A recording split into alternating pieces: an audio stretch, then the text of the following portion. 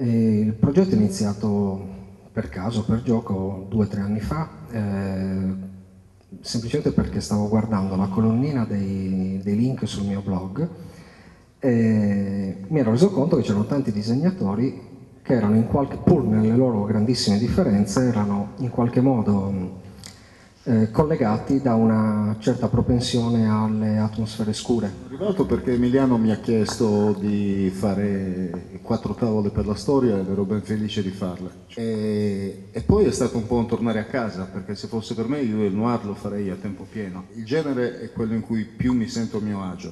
A me piace fare anche altro, intendiamoci, però è quello che di solito finisco per leggere. La storia di Emiliano è arrivata dopo che ho fatto l'episodio per davvero, dove dovevo muovere 6 personaggi in ogni vignetta.